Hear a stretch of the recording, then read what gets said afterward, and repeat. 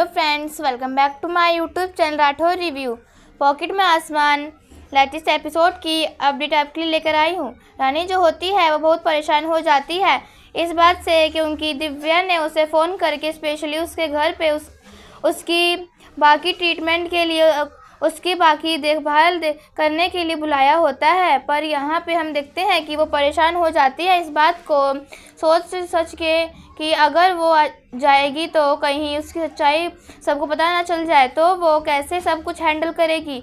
और यहाँ पे हम देखते हैं कि जो आई होती है वो उससे बोलती है कि तू एक काम कर, तू उन्हें बोल देगी तू आज छुट्टी पर है, तेरी तबीयत ठीक नहीं है, तू ऐसे बोल के तू उन्हें मना कर दे जाने से, तब वह किसी और को हायर कर लेगी। पर यहाँ पे जो रानी होती है वह बोलती है कि नहीं आई, मैं ऐसा नहीं कर सकती, क्योंकि अगर मैं ऐसा करूँगी तो मैं हॉस्पिटल नहीं जा पाऊँगी, क्योंकि हॉस्पिटल अगर गई तो मैं फिर उनको पता चल जाएगा कि मेरी तबीयत ठीक है और फिर यह सब सुन के वो टेंशन आ जाएगी। तो कि क्या करूं मैं, कुछ समझ नहीं आ रहा। तभी यहाँ पे हम देखते हैं कि दिग्विजय जो होता है वो उसे फ़ोन करता है और दिग्विजय का नंबर देख के वो थोड़ी शॉक्ड रह जाती है, क्योंकि उस पर डिस्प्ले पे आ जाता है कि वह दिग्विजय का नंबर है।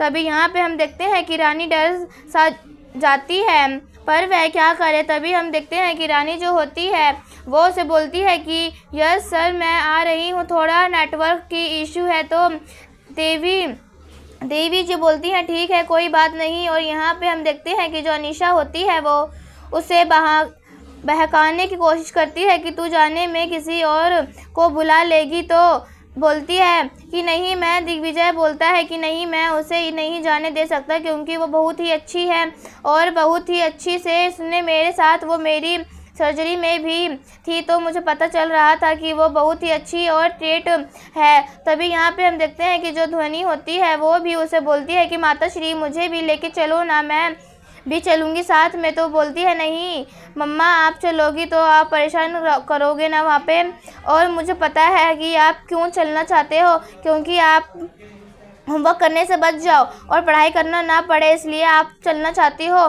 बोलती है कि नहीं मम्मा मैं आपको क्या, मैं पढ़ाई चोर लगती हूँ। वो तो बोलती है कि नहीं ठीक है, तुम अभी आई से साथ रहना और अच्छे से टाइम में खाना खा लेना, सो जाना और पढ़ाई करके। तभी दूसरी तरफ हम देखते हैं कि जो रानी होती है वो गांधी कुंज पहुंच जाती है, और जैसे ही वह गांधी कुंज पहुंचती है तो वहाँ की सारी यादें, वह आपस में सब चीज़ें याद आने लगती हैं उसे कि यह सब कुछ कैसा ही है, अभी भी कुछ बदला नहीं है। तो यह सब देख के वह उसे बहुत ही वो इमोशनल हो जाती है। और यहाँ पे हम देखते हैं कि वो यह सब चीज़ें याद करती रहती है। 5 साल हो गए अब पर अभी भी कुछ बदला नहीं। तभी यहाँ पे हम देखते हैं कि नायनी और जो अनीशा होती है और पिंकी जो होती है वह साथ में आती रहती हैं और वह लोग आपस में बात करती हैं कि वो किस तरीके से सगाई से बीच में उठ के चला गया। और रही बात शादी की तो वह अभी भी शादी के लिए हाँ नहीं कह रहा, केवल उसने ऊपर से हाँ की है। तो प्लीज़ आप एक काम कीजिए, उसको फिर से एक बार आज डिनर के टेबल पे ही बात कर लेना उसके, और बोल देना कि 30 मई को जो डेट है वो फिक्स हो चुकी है। तभी यहाँ पे हम देखते हैं कि नायनी जो होती है वो रानी को देखती है, जो पूछती है कि तुम कौन हो।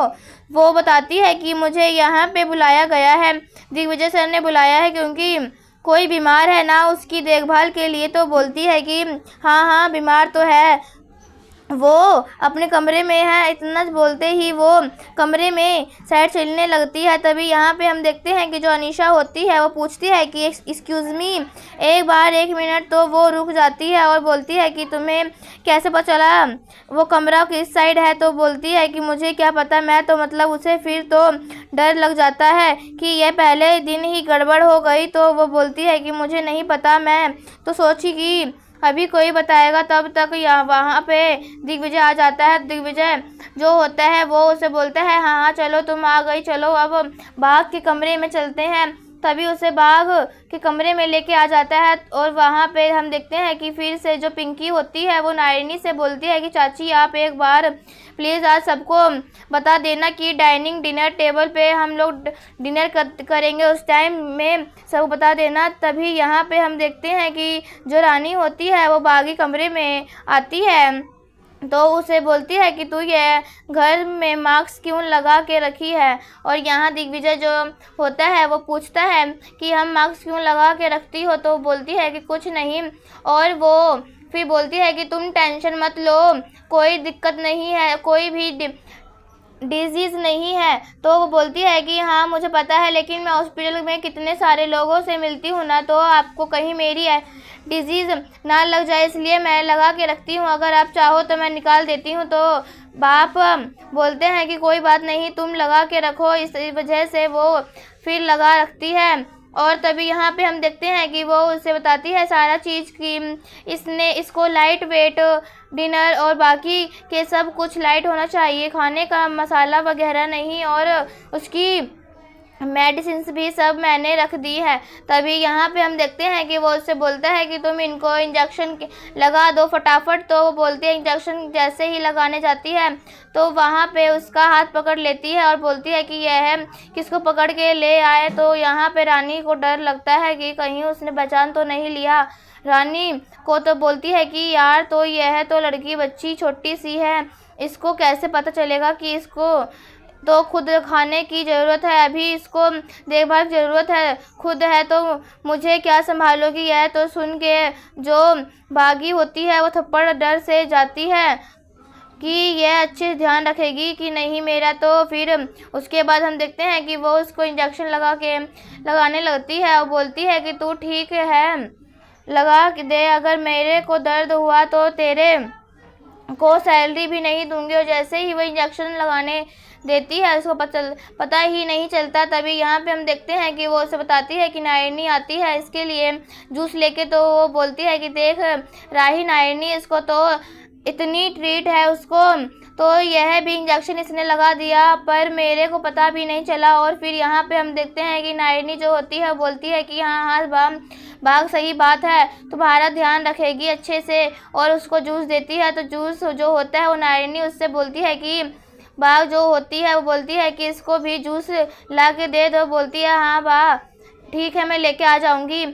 और यहाँ पे हम देखते हैं कि जैसे ही वो वहाँ से जाती है तभी कि और जो रानी होती है वो बोलती है कि जितना मैंने सोचा था उससे भी ज़्यादा टफ है यह काम, तो मुझे बहुत ही होशियारी से करना पड़ेगा। और यहाँ पे हम देखते हैं कि जो इस दिग्विजय होता है वो इस चीज़ के लिए खुश हो रहता है कि चलो अब बाघ को यह लड़की पसंद तो आ गई। और यहाँ पे हम देखते हैं कि जो रानी होती है इस बारे में ही सोचती रहती है कि क्या पता कोई मेरे को पहचान ना ले। और फिर वह सोचता है कि सब लोग तो यहीं पर हैं, पर अभी तक देवी और मधुरी भाभी कहाँ है, मिली ही नहीं। और यहाँ पे हम देखते हैं कि जैसे ही डाइनिंग टेबल पे सब बैठे होते हैं तो पिंकी इशारा करती है कि आप सब कुछ बता दो।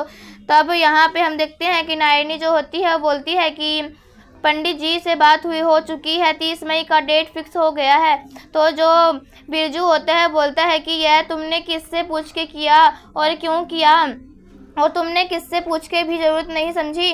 और यहाँ पे दिग्विजय जो होता है वह पुरानी यादें आने लगता है उस कमरे की, क्योंकि वो बोलती है कि नायरनी जो होती है अनीशा है वो पुराने कमरे की शिफ्ट होगी और वो सारी चीज़ें डेकोरेट करना चाहती है। तब यहाँ पे हम देखते हैं कि जो मधुरी होती है वो बोलती है कि लेकिन उस कमरे में से तो पुरानी सब रानी की यादें जुड़ी हुई हैं। तभी नायरनी बोलती है कि अगर पुरानी यादें जागी तो तभी तो एक नई यादें बनेंगी। तो यहाँ पे हम देखते हैं कि वो बोलती है कि जो बिरजू होता है वो बोलता है कि अभी तक तो उन लोगों को लीगली डिवोर्स नहीं हुआ है और फिर यह नहीं हो सकता शादी, यह अभी भी रानी इस घर की बहू है। तभी यहाँ पे वो जो दिग्विजय जो होता है बोलता है कि यह नर्स को भी खाना दे देना। तो वो देवू जो होता है खाना लेके जाती है और उसको ढूंढती रहती है। और यहाँ पे रानी जो होती है वो ध्वनि से बात करती है कि माता ध्वनि और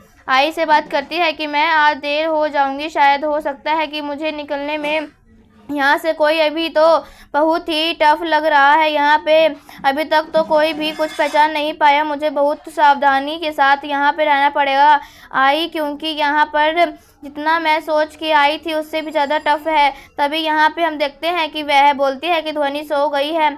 चलो ठीक है, मैं बाद में बात करती हूँ भाई, कब तक आना होगा अभी ऐसा कुछ पता नहीं। तभी यहाँ पे हम देखते हैं कि रानी अपने कमरे की तरफ जाती है जिसमें उसकी यादें जुड़ी रहती हैं। तो वो यह सब देख के बेचारी यह सारी पुरानी यादों को याद करने लगती है, जो भी बीती हुई बातें रहती हैं, और दिग्विजय के साथ बिताए हुए मोमेंट्स याद करने लगती है। तभी यहाँ पे हम देखते हैं कि वो यह सब याद करके इमोशनल हो जाती है और वहाँ पे अनीशा आ जाती है। तो अनीशा पूछती है कि तुम ये ताक झाँक क्या कर रही हो इस कमरे में? तो बोलती है कि कुछ नहीं, वो मेरे घर में फ़ोन आया था तो मैं बात कर रही थी। तो उसके बाद वो बोलती है कि बात हो गई? तो बोलती है हाँ हो गई। तो बोलती है कि अपने काम पे ध्यान दो, जिस काम के लिए आई हो। तुमसे पता नहीं क्यों पहले दिन से ही तुम्हें देखा है ना, तभी से तुम पे कुछ तो ऐसा लगता है कि तुम कुछ तो लोचा कर रही हो, तो इस वजह से कुछ तो शक हो रहा है मुझे। तभी यहाँ पे हम देखते हैं कि वो कुछ बोलती नहीं और फिर उसके बाद वो वहाँ चली जाती है और फिर वो याद करती रहती है, क्योंकि तभी यहाँ पे देवू आ जाती है। तो देवू से बोलती है कि तुम यहाँ पे हो, तुम्हारे लिए खाना लेके आई, चलो खाना खा लो। तो वो अभी यहाँ पे हम देखते हैं कि जैसे ही खाना देती है तो उसकी आंखों में आंसू आ जाते हैं। तो बोलती है क्या हुआ, तुम रो क्यों रही हो? तो बोलती है कि कुछ नहीं, मेरी आँख थक गई चुकी हैं तो ना आंखों में पानी आ रहा है। तभी यहाँ पे हम देखते हैं कि माधुरी आती है और माधुरी जो होती है वो देवू से बात करती है और फिर वो ये बातें करती है। तभी वो बोलती है कि मुझे तो धनंजय भैया पे गुस्सा आ रहा है कि वो क्यों इस तरीके से बोलती है कि बिना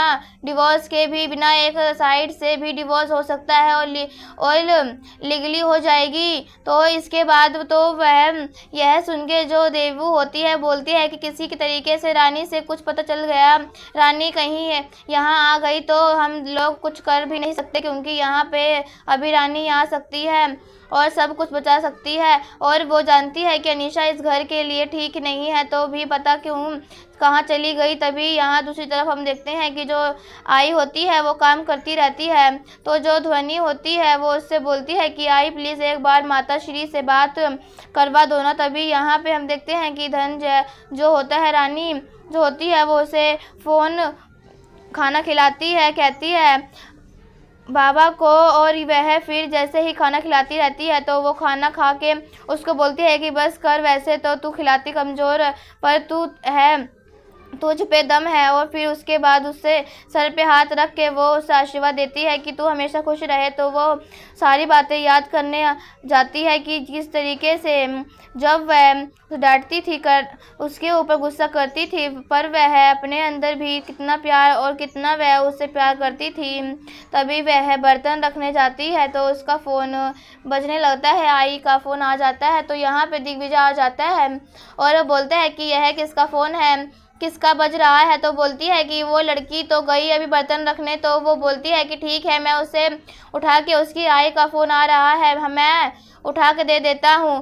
पर वो जैसे उठाने के लिए जाता है तो यहाँ पे हम देखते हैं कि जो ध्वनि होती है बोलती है कि आई फ़ोन कब उठाएगी माताश्री? तो वो बोलती है कि रुक जा, वो काम करने गई होगी तो वहाँ पे टाइम लगता है ना। तो फिर यहाँ पे हम देखते हैं कि आई वेट करती रहती है कि फ़ोन उठाए, पर वो दिग्विजय भी जो होता है वो फ़ोन उठाने ही जाता है, पर जैसे ही फ़ोन उठाने जाता है वो तो फ़ोन कट जाता है। और यहाँ पे हम देखते हैं कि आई जो होती है वो भी वेट करती है कि कोई तो फ़ोन उठाए जल्दी से, और यहाँ पे वो रहती नहीं है, तो जिसकी वजह से वो फ़ोन नहीं उठा पाती। और यहाँ पे हम देखते हैं कि आज का एपिसोड यहीं पे ख़त्म हो जाता है।